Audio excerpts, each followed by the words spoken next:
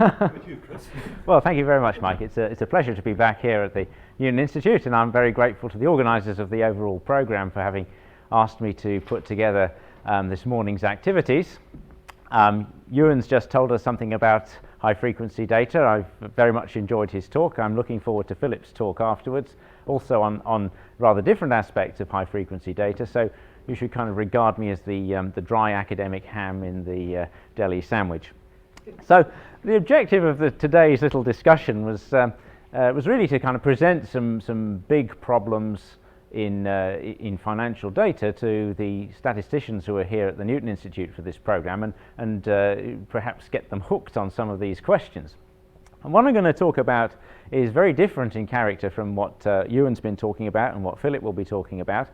And this is to do with choosing a portfolio of many assets. So now the big thing is likely to be the number of assets that you're trying to invest in. And we're not going to be thinking of very, very rapid changes as one would see in the high frequency markets. We're thinking about some investment that's going to be changed relatively infrequently. And I make the analogy here that what our objective is that we're trying to take energy from the tides rather than energy from the waves. Okay, high frequency, the waves are just going back and forth all the time, and you're just trying to take energy from the sort of constant motion of the waves.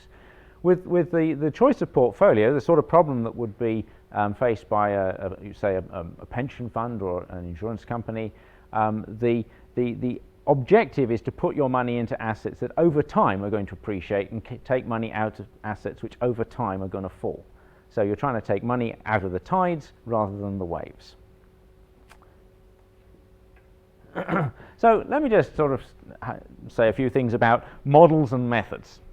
Now, there's a lot of people out there in the industry that are using methods, and methods are things that kind of come from folklore. They come from observation, and they're typically sort of rather sort of ad hoc rule of thumb things. So, like, if a stock goes up 3 days in a row, then you're going to sell it on the fourth. And maybe on the basis of empirical observation, that seems like a smart thing to do. Or perhaps go into the market in September, come out of the market in April.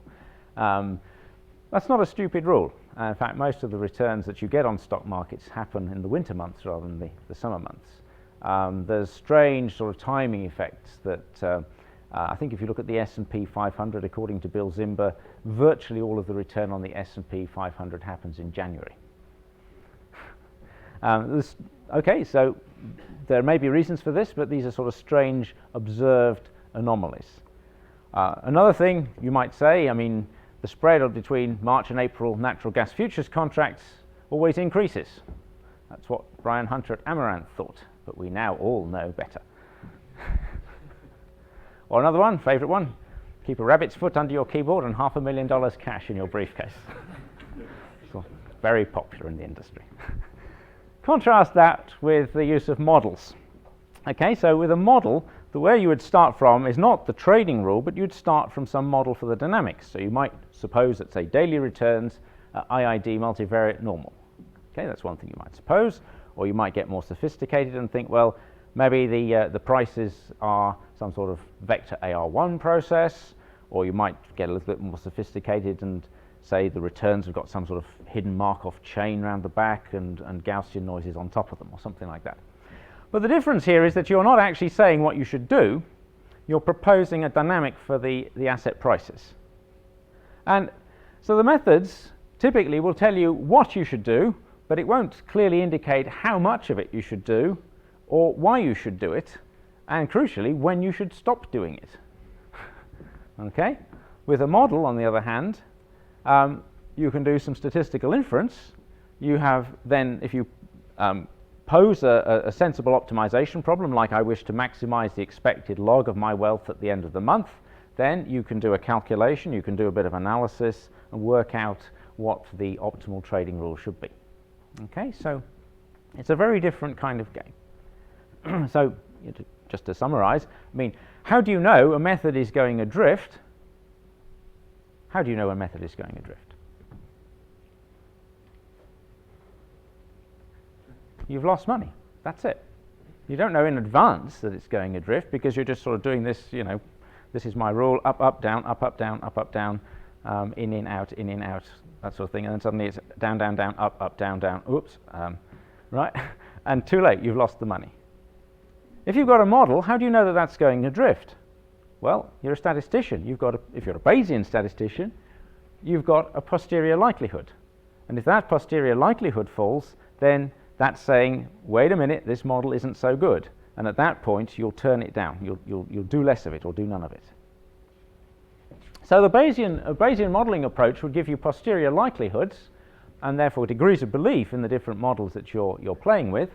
And then that would give you degrees of belief in the portfolio recommendations, and you do more or less of these different models and their consequent strategies. Okay, now what I've been saying just now is totally obvious to anybody who's a statistician, and is sort of dangerously naive to anybody who's worked in the industry. And we'll see that the truth is somehow in between. I mean, models I think are very, very important, but there's wisdom in methods as well. Okay, well, let's look at a very, very simple model. The one that Ewan was alluding to is the one that we all believe in and we've all kind of been brought up on, and it simply doesn't apply at high frequency, but on a daily basis perhaps this isn't too bad. So the stocks follow a geometric Brownian motion. So the Wj are independent Brownian motion, sigma is a square invertible matrix, alpha is some vector, all constant. So the log of the stock price is a Brownian motion with a covariance sigma or sigma sigma transpose and some drift mu. Okay. So the wealth dynamics, if we're going to invest in these various stocks, the wealth dynamics are given by, oh, I got one of these things, haven't I? Let's try this. Does this do it? Oh, no. Light? Light's the little white one, right? Ah, right, let's try that. Yeah, great, thank you. Okay, so here's the wealth dynamics. If we didn't invest in the stocks at all, our wealth just goes up at the riskless rate. It's all in the bank account. And if nu t is the number of stocks that we're holding, then we're going to get nu t times dst. But remember, if we've put money into the stocks, then we don't actually have it in the bank. So we've got to subtract r nu t st from the return we're getting on the cash, because the cash has been reduced by buying the stocks. So this is the wealth dynamics. We can rephrase it in terms of not the number of stocks, but the cash value of the stocks. And I'll be talking throughout about theta t, which is the cash value of the stocks. So it's theta it is nu I, the number of asset I, times the individual per asset price SI.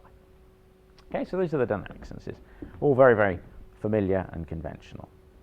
So the question is, how do we choose those portfolio vectors theta? That's the only thing that we're trying to choose. So here's whoops, let's see, this one? Yeah, there we are. So if our aim is to maximize expected utility of terminal wealth, so we perhaps are aiming, maybe we're a hedge fund and we have to report at the end of every month, so T is the end of the month, then we might try to maximize our expected utility of wealth, and a common choice is to take a utility which is of this form. It's a sort of power law, increasing concave. Then this is a classical problem of Merton, and the solution's been known for 30 years or more. And it's kind of obvious from the scaling that the cash that you invest in the assets would have to be proportional to the total wealth that you have.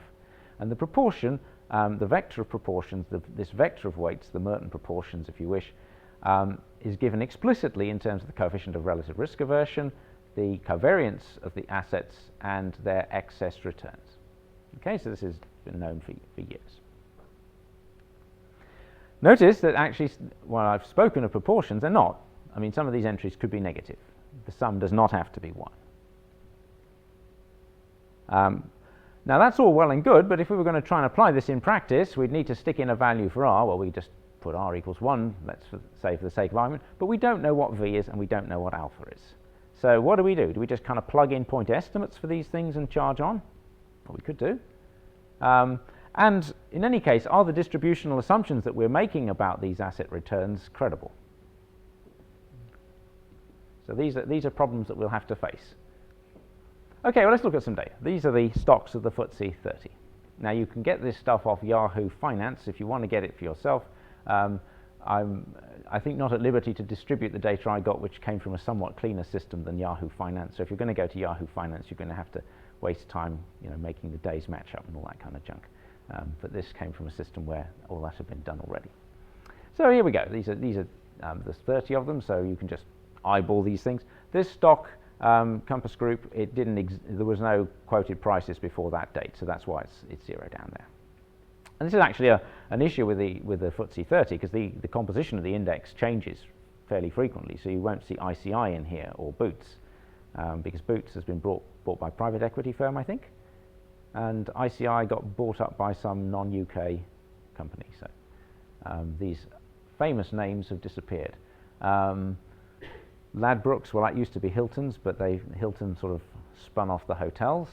That's a good one. That's the Man Group, and then various others, sort of Marks and Spencers there, sort of up and down a bit. Tesco's doing pretty well. Tate and Lyle, that's the sort of the sugar shaker, and so that's it. That's your 30 stocks. So I was working with just the 28 for which I had prices for the entire period, and I did a few little bits and pieces of calculation. Okay, so let's do some simple statistics on this stuff. First off, the estimates of kurtosis for the individual stocks vary from 5 to 30. Okay. Now, kurtosis shouldn't be anything other than 3 if it was Gaussian. So exactly as Ewan found with a high frequency, though perhaps not quite so markedly, we don't really believe these things are Gaussian. Okay, so the distributional assumptions are not to be relied on. Estimating V can be problematic, and anybody who's been at this meeting for this month will know from Jianqing Fan's talk that there are real issues with this. I mean, even if we had the covariance matrix V was known and was the identity, and you sort of simulate quite a large sample from it, you can end up with an estimate of V which is very, very far from the identity. I mean, it just doesn't work. However, for us, there's the possibility that we could observe more frequently. So if we observe more frequently than daily, perhaps if we observed hourly, we can increase the frequency, and we should thereby be able to improve our estimates of V. Now, I'm not saying this solves the problem, but it makes it less of a problem. It's less of a problem than the estimation of the rate of growth of the stock, and that is a problem. That's a big problem. And just to get some idea of how big a problem that is, I've done point estimates and 90% confidence intervals for the rates of growth of these stocks, and I've ordered them so that it's easy to see. So that's the point estimate of the rate of growth of the 28 stocks, and here's the 90% confidence interval. Okay, so over here we see a stock which we think has got, say, a growth rate of 10%, and actually it might be anything from about 50% down to, minus 30%. Okay, we haven't a clue. We're not even sure we know the sign, right? Okay, so the estimation of this is just massively problematic. And as you all know, the sum is a sufficient statistic for the mean in a Gaussian sample, so sampling more frequently will not help you. It makes no difference at all. So that is an uncertainty that you can do nothing about. Okay, so let's just see what would happen if we did the naive kind of thing, and we jumped in and we did the Merton rule, this sort of fixed proportions allocation of cash to the different assets. And we just ran that through and we saw what happened. Okay. Now, how are we going to estimate V and so the covariance and the growth rate? Well, this has been done by firstly training it on about 1,000 days worth of data. So we use 1,000 days worth of data to form the initial estimate. And then what I did, I mean, it's not the only thing you could do, but what I did was then I sort of did a kind of exponentially weighted moving average of the covariance and the drift. So we are allowing ourselves to learn a bit from the data, and we're not going to sort of keep our memory back right to the beginning of time, because frankly, I don't think anybody believes that nothing has changed over 5 years. And you've really got to, if you're going to do some estimation, some adaptive estimation, you've got to let past history fade away. Okay? So that's what I was doing, and this is what came out. So this is what happens on the left here, is what happens if you do a daily change. You've got transactions costs of 1%, which in the stock market is probably about right. And my goodness me, you didn't last very long, did you? That was pretty disastrous. However, with this, because the coefficient of relative risk aversion is 1, you're very risk-seeking, so you're very prepared to take on risk. And if you're a little bit more cautious, then things will, as we will see, look better. But one thing you can do straight away is you can look at the recommendations of the Merton rule, and if in some of the assets the Merton rule says you should go short, you can say, right, we'll just take a 0 holding in that asset. Okay? So we'll simply restrict attention to the assets that the Merton rule tells us we should invest positive amounts in and ignore the others. And if you do that, then you see the graph on the right-hand side, which is, substantially better. I mean, it's not, not too bad. It's broadly going up. I mean, it doesn't have any, well, there was a bad spell there. It dropped a bit, but it only came back to where it started from, and it ended up, a fairly decent level. If you put your money into the bank account over the same period, it would have risen to approximately 1.6. Okay, so compared to riskless, this is not too bad. Okay. If now we do the Merton rule with a higher coefficient of relative risk aversion of about 5, so now we're going to be more cautious, then we compare the same two pictures. Now this time, even if we allow ourselves to go into the assets that Merton tells us should have a negative weight, things aren't so bad. We're behaving more cautiously, and we don't get totally wiped out in a few days. However, we don't do fantastically well either. I mean, we end up roughly where we would have ended up if we'd done riskless investment. If we just put the money in the bank and gone away and left it, we'd have been about there. Okay, so we got all excited and then it sort of fell back. Okay, so I'm not sure. I think I'd rather have just put my money in the bank personally, but rather than see that sad picture. But now if we neglect the assets that Merton tells us we shouldn't invest in, then we see the picture on the right-hand side there. Again, rather similar to what we saw before, but in fact possibly even a little bit better the way it finishes somewhat higher, around about 3.5 there. So it seems like the distributional assumptions for the Merton model are clearly not true. The recommendations of the Merton model that we should put negative quantities into some of the assets look like that's not a very smart thing to do. So there are problems with Merton. And let me just show you what happens if we change the story a bit, and instead of trading every day, we trade every fortnight, i.e. every 10 trading days. So we take a position, we hold it for 2 weeks, then we change the position. Okay, now there's two effects here. I mean, one is that things might be moving quite a lot in that fortnight, and we might be sort of suboptimally hedged in the different assets. On the other hand, we're changing portfolio far less frequently, and we're not losing so much in transactions costs. So which of these effects is going to be the one that prevails? Well, here's the picture for CRRA1. I mean, as before, if we just go into the positions which Merton says go negative, we get wiped out almost immediately. But now, if we're not paying the transactions costs, we end up, we've got a perfectly decent increasing return. We're paying 1% transactions costs exactly as before, but we end up a fair bit higher. So less frequent trading, not more frequent trading, seems to be worth doing. And this is why I draw the distinction between this and what Ewan was talking about. In a sense, what we're trying to do is we're trying to take profit from the kind of gross moves, the order 1 moves of the assets. And in the high frequency trading, I mean, frankly, if you're going to make money out of high frequency trading, my belief is that it won't matter whether the price goes up or down during the day, you will make money anyway. It's absolutely irrelevant because you're just taking money out of the fluctuations and not the overall direction. So I think they're two very, very different kinds of study.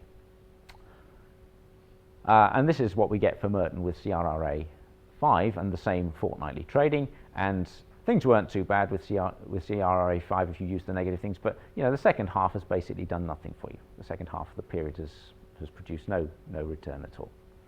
Whereas if you're going to chuck out the negative positions that Merton would tell you to take, then you're not doing too badly.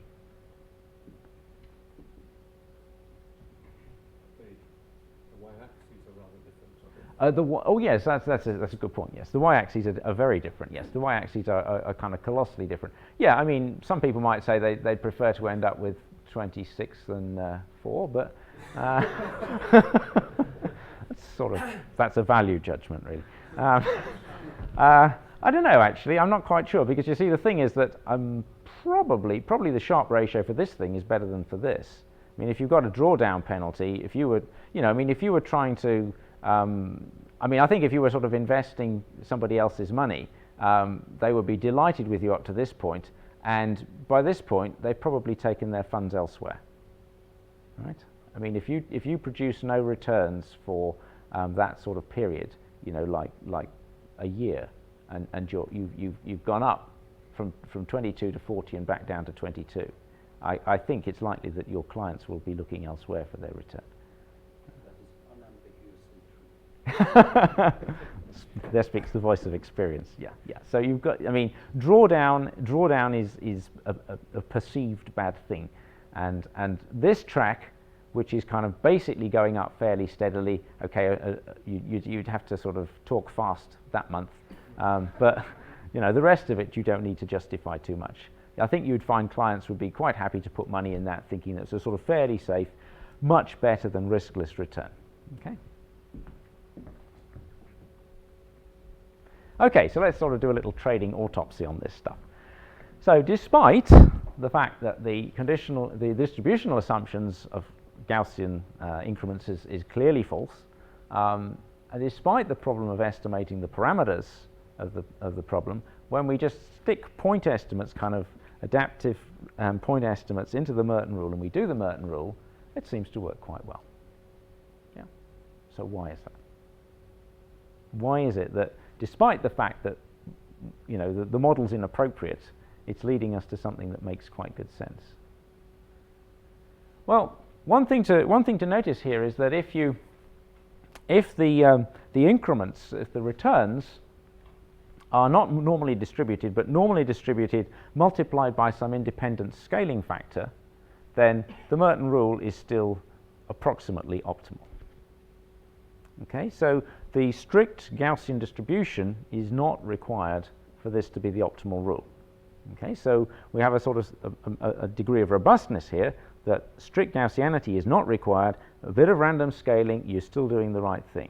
Now, you're not doing as well as you thought you were doing because you've got additional risk in there, but you are still doing the right thing. Okay, so there's a certain amount of robustness in that. And the second point is this. I mean, if we think of all possible fixed proportion rules, the Merton rule is a fixed proportion rule. It says distribute all wealth according to these proportions amongst the assets you can invest in. Now, we could think what the value of the objective was as a function of the proportion, the proportion that you choose, the vector of weights that you choose to distribute your wealth. Now, the Merton proportion is where that function is maximal. Clearly, the function is going to be smooth. Okay, so at the Merton proportion, the derivative is 0. So if you make an order epsilon error in where you place your proportion, you've only made an order epsilon squared loss. Okay, so it really doesn't matter too much whether you've estimated the growth rate very accurately, whether you've found those proportions absolutely spot on, or whether you're out by 10% or 20%, because your loss is going to be order epsilon squared. Okay, so the Merton rule, okay, so the assumptions of the Merton problem have a degree of robustness to the model misspecification. And there's a degree of robustness in the form of the rule that it's not that critical to get the parameters absolutely spot on. One thing that I haven't checked out, but it might be worth doing, is that it might be worth simply doing a non-parametric thing. You just try optimizing the expected utility of the terminal wealth using the empirical distribution of returns rather than some assumed Gaussian version of this thing. And I mean, that would have been a bit more coding than I was prepared to put in for this talk, but it's obviously a thing to try. I mean, the Merton rule is optimizing a particular objective under distributional assumptions. Why not go straight that way and see what we get? So that'd be fun to do, but I don't know what the answer is. It may be better, it may be worse. Let me talk about another rule, and this is one which, according to Raman Uppal, dates back to the 4th century AD in the Babylonian Talmud, and Rabbi Isaac bar Aha advised his followers or his readers that it was a good idea to keep a third of your wealth in gold, a third of your wealth in land, and a third of your wealth in merchandise. In other words, split your assets equally amongst the wealth equally amongst the assets that you're allowed to invest in. Okay, so that was his suggestion, and I think anybody who'd read the Talmud in the 4th century and had been doing that ever since must have done pretty well. So, okay, what has this got to do with the Merton problem? Well, if it makes little difference for the Merton problem just exactly what values of the drift, the growth rate we happen to use, why not assume they're all the same? Okay, it's not going to make a big difference, so why not assume they're all the same? So if we're assuming that they're all the same, then here's there's a little proposition, and a very easy little proposition, which says the following: but if the conditional law of the increments of the returns here, delta xt, the change in the log price, given what we know today, if this law is exchangeable, then the optimal rule puts equal wealth in each of the assets, i.e. the 1/n rule. Okay, and well, let's have a little proof because it's very, very short.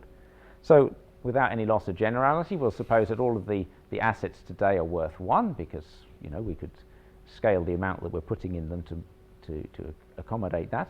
So if we choose the theta star, which maximizes the expected utility at the next period of time, where W is our wealth now, theta is the vector of holdings that we're going to use, and delta st is the change in the prices, then whatever permutation sigma we use, then the expected value of utility of W plus theta star dot delta st, so that's the best we can do. It won't be changed if we switch the labeling of the increments because they're exchangeable. That's the assumption. And that is, of course, exactly the same as if we switch the labeling on the theta star by the inverse permutation. So nothing clever there. But now, because of concavity, if we take the convex combination of all of the permuted portfolios, we will be doing no worse. And the convex combination of the permuted portfolios is equal weighted. Okay, so there we are, simple little proof that if you have exchangeability of the increments, then 1/n is actually optimal. Okay? So, in fact, I'm very fond of the 1/n rule because it's simple, makes no distributional assumptions.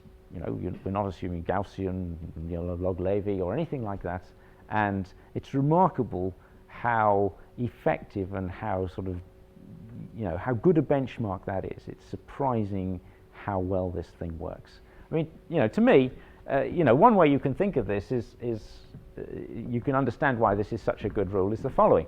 Suppose you've got, two assets, say, that you can invest in, and they both start off at 1 today. Okay, and then tomorrow, one of them, so you're going to put half of your wealth in each of the assets today. Right? Tomorrow, one of them has gone up, and the other has fallen slightly. Now, what does this tell you to do? Your holding of asset 1 has increased in value. Your holding of asset 2 has decreased in value. So you now have to equalize the wealth invested in each of the two assets. So what it means is that you've got to sell this one because you've got too much wealth in here, and you've got to buy this one. So what this rule is making you do is it's making you sell high and buy low. So it's a very, very simple mechanism, and it's surprisingly robust and dependable. Okay, and more generally, you can actually sort of extend this in a fairly obvious way, that if the returns once scaled are exchangeable, then you will optimally weight the assets proportional to those scaling constants. And that's quite a sensible and useful thing to do because, the volatilities of the different assets that we're looking at can be quite different, and if you vol weight them, then that seems to make things a lot better too. Well, how does this do? Well, not all that well, actually. This is what we got from doing 1/n, vol weighted 1/n on this stuff. So actually, on this particular data set, it was really no better than riskless investment. Okay, so this was a bad data set to try it out on, but I've tried it out on other data sets, and I like it. This study that Raman Uppal did with a couple of his colleagues a few years ago, they took, I think, about 8 or 9 data sets that people had used, and they chose 5 or 6 different investment rules, one of which was 1/n, and I think in virtually every contest, 1 over n was either best or second best. It's a very, very, dependable kind of rule. Oh, and what was this? This is when we take when we only change our portfolio every 10th day, and that was a little bit better. So, it's not something that one should be deeply ashamed of, but I don't think it's something that's going to get the investors sort of hammering on your door if you put those sorts of graphs out. So, there we go. Well, other possibilities. I mean, I've really only talked today about this very, very simple model where the returns are IID. Are the returns independent across time? Which is an assumption that I've been working with so far. No, clearly not. You just plot the ACF, the empirical ACF of these things, and it's not a spike and then zero. There is dependence across time. So the independence across time assumption just isn't right for this data. So then you might try and do ARMA models or GARCH models or something to model the dependence across time, and people do that.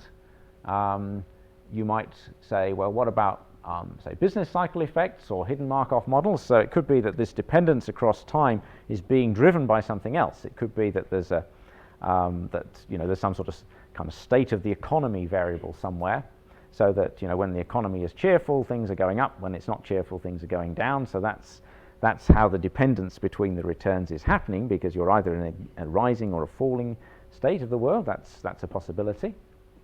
And these kinds of things, and more generally sort of factor models of one sort or another, seem to me like a very good way to try and move forward with this stuff, because we've only looked here at 28 assets, at 28 stocks. But if you're trying to use all of the stocks in the S&P 500, we're up to 500. Now, you don't want to estimate a 500 by 500 covariance matrix. I mean, that isn't very pretty. And if you're looking at the universe of small cap stocks, there will be thousands. It's just not feasible to estimate covariances of such a large number of assets in a dependable way. And as Jianqing was explaining earlier in the month, that it makes a lot of sense to try and restrict to certain factors, and you try and model the returns as being dependent on a small number of factors, and then the estimation problem is cut down. And this makes a lot of sense overall. I mean, we think that things like, say, exchange rates between major currencies, price of oil, I don't know, sort of inflation in major countries, certain kind of major economic indicators should have an influence on the different assets that we're looking at. The stock market will be going up if interest rates in this country are low and it's easy to get money. It'll be under pressure if the interest rates have been pumped up. So expect that certain factors should have explanatory power about the returns of the assets, and to try and model that directly in and then estimate that seems to me to be a much more fruitful approach than simply saying, well, these are IID and we don't know much about it and we'll estimate a covariance. It just seems like that's too big a task. We're hunting around in such a large dimensional space that we'll never find the truth. Okay, so I guess I kind of shut up now. So what are the points that kind of come out of this investigation? Well, it seems to me that the estimation of codependency of the dynamics of a large number of assets is a very, very fiddly business. Okay, it's just not something that's easy to do, not something that's easy to do reliably. I mean, even assuming that you've got IID returns and you've got to estimate a covariance matrix, that's hard work. If we were assuming, say, that the returns were a vector AR1 process, now we've got to estimate the coefficient matrix in the regression. That's another 30 by 30 matrix. So altogether, we're getting deeper and deeper into a high dimensional space, and it's not very attractive. Another thing is that in all of this study, conventional statistical measures are not the yardstick of success. Okay, so rejecting something at the 5% level is not really what we're after. We're after that.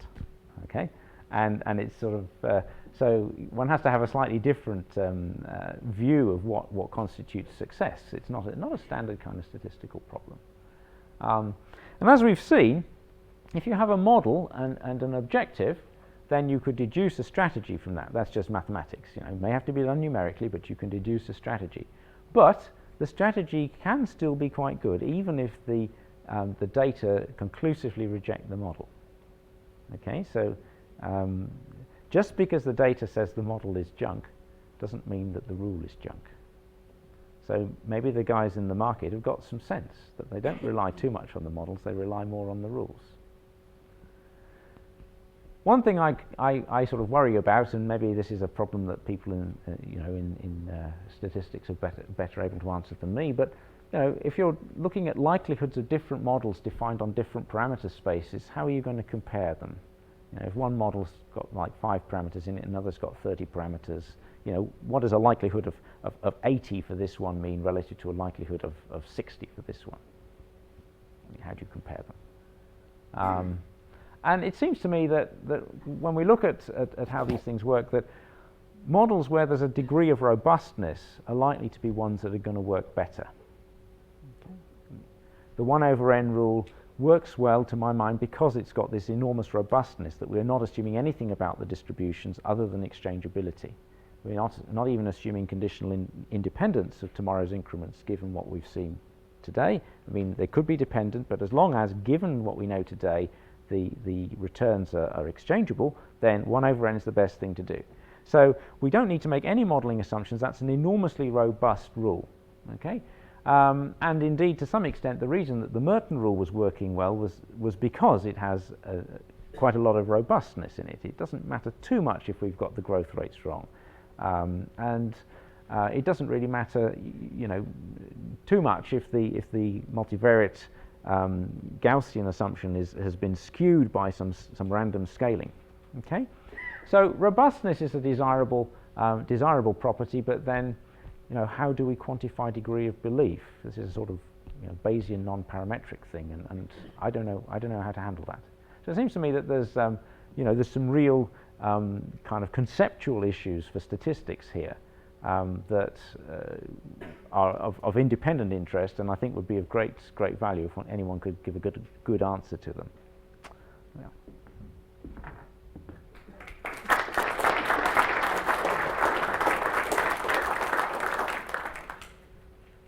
Time for a few questions for Chris. Yeah, is it not the case that your sample has survivorship bias? And so if you applied this 1/n rule to real stocks, so, you know, stock that kind of slowly went bust would wipe you out? You'd invest steadily more and more and more in Northern Rock until that was all you owned. Is that what you want? Yeah, but you'd only ever have 1/n of your wealth in it. And as that was falling... But your wealth would be falling, wouldn't it, all the time? Because you pour into that asset and it would... Yeah, but it's... okay, so I mean, you'd have to check it out, but it doesn't. I mean, you know, I mean, if n equals 1 and you were investing solely in Northern Rock, then of course you're going to be in big trouble. But it seems empirically that actually that this rule is diversifying you in a very kind of sturdy way, and you can have assets in the portfolio that are doing really badly, and yet you end up. Let me see if I can find some of the pictures of the data. I mean, there's assets in here that really weren't doing fantastically well. I mean, Logica didn't do too well over that period. What else did we have? Yes, a few of these were quite cheerful, weren't they? But that wasn't fantastically good to invest in. So there were assets in here. I mean, ISIS did badly over the period. So there were assets that really didn't do at all well over this 10 years or thereabouts. But none of them went to zero, did they? None of them went to zero, no. And some of them could have done, because you selected your sample knowing that these had survived. True. For the whole sample. True. Yeah, absolutely true. I mean, all I could say is try it out. I mean, the chances are that anything that's in this particular bunch of stocks isn't going to die out over a 10-year period. I mean, these are absolutely major companies, and the only thing that might happen is that... Sorry, Chris, I know this is a bit of a tiny point as a counterexample, but the FT30 had to get rid of Rolls-Royce from their index just before it went bust. That was in... Because it was a geometric mean calculation. Yes, and the index yes, would have had to go to yes, 0. yes. So that's the only one case where... Yes, the FT30 is a geometric mean, which is a slightly strange thing, but okay, that's right, yeah. That was in, was that 1971 then? 1971? 273. Yep, yeah. Yeah, that's right. I mean, you know, things can go wrong. I mean, a geometric index is kind of sweet from the point of view of sticking together log Brownian things, but from a practical point of view, I'm not sure I totally believe in it. Sorry. You've considered looking at the universal portfolio allocation methods, which protect against exactly that problem? Well, those are in effect maximizing expected log utility, aren't they? No, they're guaranteeing you they're guaranteeing you against too much regret, which you would have got in exactly this case if an asset goes gradually to 0. You'll continually. So what would that rule tell you to do in such a situation? You adjust your wealth allocation gradually towards those things which do better. So you don't actually pour everything into Northern Rock as it goes down, goes bust, and thus losing all of your money if it keeps halving every 10 days. Okay, I mean, it's worth trying. I mean, is there some sort of modelling assumption around the back of that? No. Right, okay.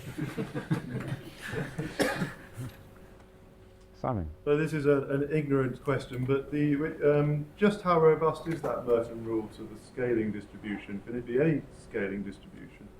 Talking about this heavy tail thing. Yeah, pretty much. If you're using a power law, you see, if you've got sort of, you're trying to maximize the expected utility of some scaling constant times the wealth that you're going to make, then if the random scaling is independent of the wealth of the returns, then that scales out of the, you know, just. Yeah. Just one other thing, presumably your question about the different size parameter spaces at the end will be solved by looking at the marginal posterior. But were you actually saying you don't know how to assign priors to those parameter spaces, or was it? Yeah, I mean, yeah, I suppose that's right. I mean, I haven't perhaps thought about it long enough, but I mean, you know, suppose you do the following. Suppose you have a situation where you compare two models. One of them has got one parameter and one of them has got two parameters. And the first one, well, the second one is just the first one, but it's got an irrelevant independent parameter sort of stuck into it. And now what's going to happen is that the likelihood of the second model gets multiplied by the likelihood of the irrelevant parameter. Now, how are we going to kind of compare the numbers that we get? Because, you know, I think you can as long as you marginalize the two parameters in the second model and compare it with the marginal when you marginalize the first parameter in the first model. I think that they are comparable. Yeah, but if the parameters are completely unrelated, you know, I mean, if one of the models says that we're looking at, you know, that the parameters of the model are the mean and variance of a Gaussian, and the other model says that we're looking at the, I don't know, the sort of the scale and shape of a gamma, so they're not really comparable in any way. I'm not sure I understand how one should. I think the mechanism's there, but I think you need to be able to assign a meaningful prior distribution in both parameter spaces, and that could be the issue there. Well, perhaps it's a good time to stop. There'll be a quarter of an hour break for tea and coffee just outside. The Institute has a tradition that when a talk's about to start, the school bell rings, so it'll be pretty obvious when that happens. Thank you again, Chris, for